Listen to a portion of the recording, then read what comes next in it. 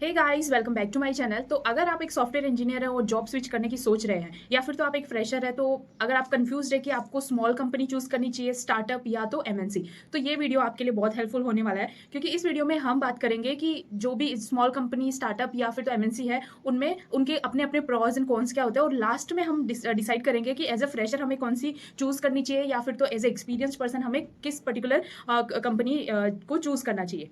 तो सबसे पहले अगर हम बात करें स्मॉल कंपनी से आपका क्या मीनिंग है? स्मॉल कंपनी वो होती है जो काफी लंबे टाइम से चली आ रही होती है, लेकिन वहां पे एम्प्लॉय साइज कम होती है और लाइक नंबर ऑफ प्रोजेक्ट्स आपको वहां पे लिमिटेड देखने को मिलते हैं। तो पहले हम देखते हैं प्रोज। तो सबसे पहला प्रोज इसके अंदर अगर हम बात करें तो वो है डायरेक्ट क्लाइंट कम्युनिकेशन। मीन्स आपको डायरेक्टली क्लाइंट के साथ कम्युनिकेट करने का मौका मिलता है, जहां पे आपके लर्निंग के चांसेस मतलब बहुत होते हैं और आपको हर एक एरिया का पता होता है कि कौन कौन से फील्ड, कौन कौन से स्टेज पे कैसे कैसे एक्शंस लिए जाते हैं, कैसे रिक्वायरमेंट गैदरिंग होती है, आपकी एनालिसिस पावर और एनालिसिस स्किल्स आपके बढ़ते हैं। तो ये सबसे मेन बेनिफिट होता है। एंड देन दूसरा अगर हम बात करें तो वो होता है लेस कंपटीशन। मतलब स्मॉल कंपनी में डेफिनेटली लाइक एम्प्लॉय साइज कम होती है, तो आपको अपॉर्चुनिटीज ज्यादा मिलती है और आप मल्टीपल टीम्स के साथ में कोऑर्डिनेट करते रहते हैं। तीसरा बेनिफिट है फास्ट लर्निंग। आपको यहाँ पे लाइक बैकएंड, अगर आप as a software engineer work करें तो आपको मतलब बैकएंड का काम भी मिलेगा, फ्रंट एंड का काम भी मिलेगा, डेवऑप्स का भी काम मिलेगा, तो आपको हर एक एरिया की अवेयरनेस रहती है। तो ये अगर हम बात करें तो ये ओवरऑल जो है वो प्रोज हो गए स्मॉल कंपनी के। अगर हम देखें कॉन्स क्या है, तो सबसे बड़ा कॉन्स है कि लो सैलरी पैकेजेस। मतलब जैसा कि स्मॉल कंपनीज होती है तो उनकी ग्रोथ भी लिमिटेड होती है, तो आपको पैकेज भी उसके अकॉर्डिंग मिलता है, तो आपको वहां पे सैलरी के साथ में कॉम्प्रोमाइज करना पड़ता है। और दूसरा अगर हम कॉन्स देखें तो सबसे मेन जो है वो है कि लिमिटेड रिसोर्सेज होते हैं, आपको लिमिटेड टेक स्टैक होते हैं। मतलब क्योंकि क्लाइंट वगैरह लिमिटेड होंगे तो प्रोजेक्ट्स आपको वैसे ही मिलेंगे। वहाँ पे लाइक टेक स्टैक ओल्ड होंगे और इंफ्रास्ट्रक्चर आपको थोड़ा ओल्ड मिलेगा, और जो पर्क्स वगैरह है जो एक कंपनी में होते हैं वो आपको बहुत कम देखने को मिलते हैं। सेकंड आता है हमारा स्टार्टअप। स्टार्टअप का नाम आते ही हमारे माइंड में जो दो चीजें आती है, मतलब बहुत सारे रिस्क यानी कि जोखिम, और बहुत सारी अपॉर्चुनिटीज मतलब बहुत सारे मौके सीखने के।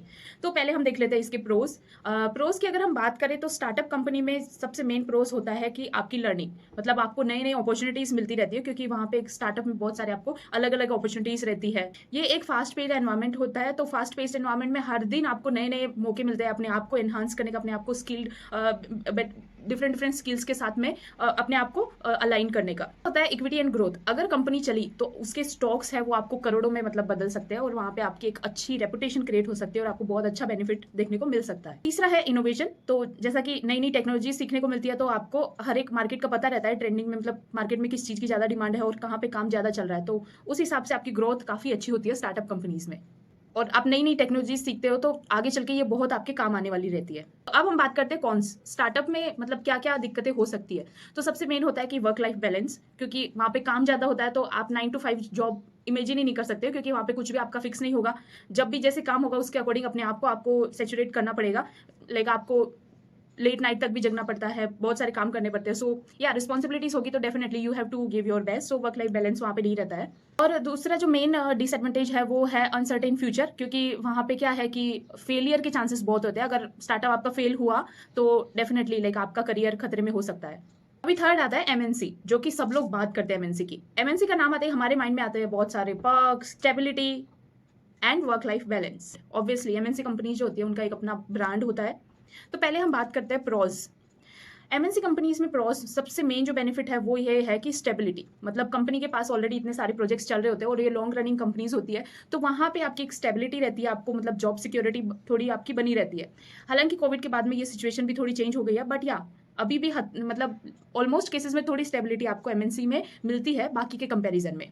एंड दूसरा जो मेन बेनिफिट होता है वो perks, like medical insurance, stocks होते हैं कंपनीज के, आपको बोनस मिलता है, पीएफ, तो ये सब पर्क्स होते हैं जो कि आपको एमएनसी कंपनीज में देखने को मिलते हैं। और इंफ्रास्ट्रक्चर, अगर आप वर्क फ्रॉम ऑफिस करते हो तो जो ऑफिस कल्चर है वो आपको बहुत अच्छा मिलता है, वहाँ पे आपको बहुत सारी आपकी डेवलपमेंट एक्टिविटीज होती है काम के साथ साथ। नेक्स्ट है वर्क लाइफ बैलेंस। यहाँ पे फिक्स टाइमिंग होता है, और मतलब जैसे प्रोडक्ट्स होते हैं तो वो एक फिक्स ड्यूरेशन के लिए होता है, तो आपको एक प्रॉपर चीजें अलाइन होती है, तो आपको एक लाइफ बैलेंस मिलता है जिसमें आप एक 8 आवर्स का काम करना है एंड देन आप अपनी लाइफ में कुछ भी कर सकते हैं, क्योंकि वहाँ पे जो जो भी प्रोसेस है वो प्रॉपरली डिफाइंड होती है। तो अगर प्रॉपर जो भी चीज़ों का हम एनालिसिस करते हैं और प्लानिंग बेटर रहती है तो एग्जीक्यूशन में इतना टाइम नहीं लगता है। अब हम बात करते हैं कॉन्स की। तो जो एमएनसी कंपनीज होती है उसमें कॉन्स अगर हम देखें तो मेन ये होता है कि कभी कभी इंक्रीमेंट में टाइम लगता है, तो हाइक्स वगैरह में थोड़ा अपन को वेट करना पड़ता है। तो उस फील्ड में लाइक थोड़ी हम मान सकते हैं कि एक स्लो ग्रोथ होती है एमएनसी कंपनीज में। तो उसका अगर मैं लास्ट में बात करूँगी कि वो उससे भी हम कैसे रिज़ॉल्व कर सकते हैं अपने एंड पे। और जो दूसरा कौन सा ये है कि फिक्स रोल रहता है, मतलब जैसे कि कोई प्रोजेक्ट अगर आपका 1 साल 2 साल या जो भी कॉन्ट्रैक्ट बेस पे उनके प्रोजेक्ट्स चलते हैं, तो वहाँ पे थोड़ी एक लिमिटेशन आ जाती है कि आपको उस पर्टिकुलर टेक स्टैक में ही उस लॉन्ग ड्यूरेशन में काम करना पड़ता है। तो थोड़ा आपको फ़ील हो सकता है कि हाँ, चलो मतलब लर्निंग में हम थोड़ा स्लो चल रहे हैं। तो अब सवाल ये आता है कि हमें कौन-सी चूज़ करनी चाहिए? अभी हमने देख लिया तीनों के प्रोस एंड कॉन्स। तो अगर हम एज़ अ फ्रेशर जब ये सब एरिया देखते हैं, तो हमें एज़ अ फ्रेशर कौन-सी प्रेफ़र करनी चाहिए? अभी मजा आएगा ना भिड़ो। फ्रेशर के रूप में मैं हमेशा सजेस्ट करती हूँ कि स्टार्टअप या फिर तो स्मॉल कंपनीज़, क्योंकि वहाँ पे आपकी ग्रोथ ज़्यादा होती है। क्योंकि इनिशियल स्टेज पे हमें अपने करियर्स पे ही ज़्यादा फ़ोकस रहना है, बाकी चीज़ों पे हम इतना वो नहीं करते। तो हमें लाइक कॉर्पोरेट में घुसना होता है एंड देन जो भी नई-नई टेक्नोलॉजीज़ है वो हमें सीखनी होती है। तो चैलेंजेस फेस करना हमारा वो एक फेज़ रहता है कि एज़ अ फ्रेशर आपको चैलेंजेस फेस करने चाहिए। जितना काम मिले आप उतना काम करो, हर एक एरिया में अपने हाथ-पाँव मारो, तो आप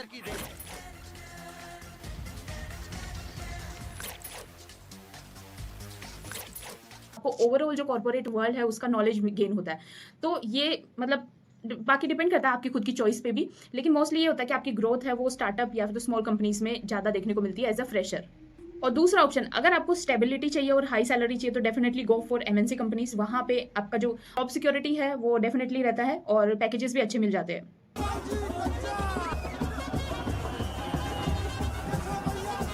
और अगर आप मतलब एक्सपीरियंस्ड है या फिर तो फ्रेशर है, लेकिन आपको जस्ट चैलेंजेस लेना पसंद है आपकी लाइफ में और ग्रोथ पे आपका मेन वो मोटो है, तो डेफिनेटली गो फॉर स्टार्टअप्स, क्योंकि वही एक ऐसी कंपनीज होती है जहाँ पे आपको काफ़ी चैलेंजेस मिलते हैं, सीखने को मिलते हैं डेली नया-नया, और हर चीज़ में आपको एक्सपीरियंस होता है।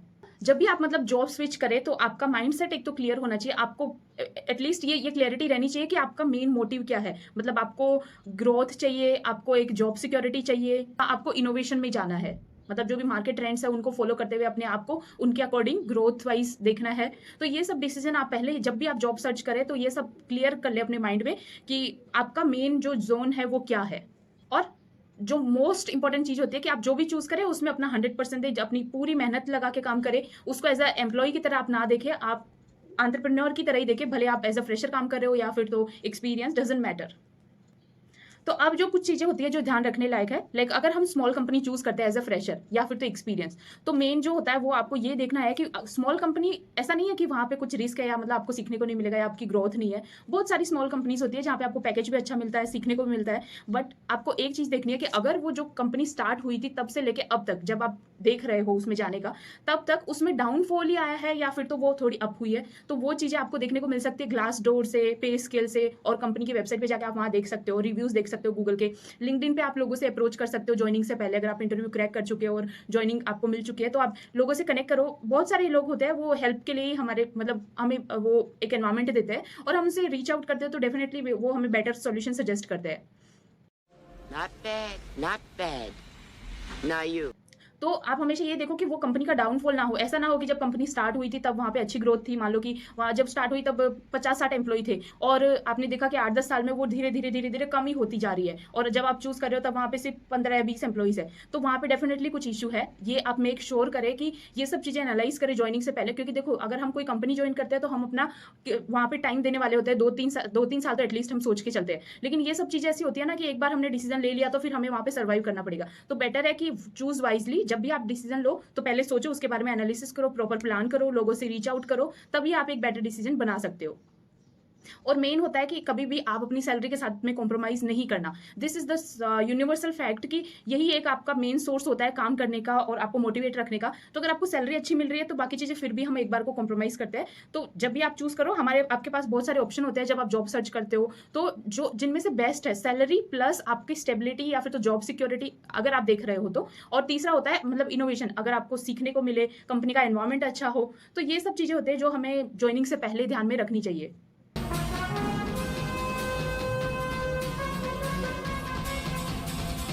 डेफिनेटली एमएनसी के लिए भी आप मतलब अगर हम सिर्फ प्रोज ही देखें तो वो सही बात है, लेकिन जो कौन सा वो भी हमें देखनी चाहिए कि कुछ एमएनसी कंपनीज होती है कि जहाँ पे फायर बहुत जल्दी करते हैं वो लोग। तो वो आप उनकी हिस्ट्री चेक करो कि ऐसा तो नहीं है कंडीशन, आपको आइडल ना बैठा रहना पड़े, बेंच पे ना बैठा रहना पड़े। तो वो सब चीज़ें आप मतलब रीच आउट करोगे, लोगों से सर्च करोगे, तो वहाँ से आपको पता चल जाएगा। तो आई होप ये वीडियो आपको अच्छा लगा होगा। अगर आपके कोई भी कमेंट, क्वेश्चन कुछ भी है तो आप मुझे कमेंट सेक्शन में पूछ सकते हो। I will try my best to give all the answers. Thank you for watching.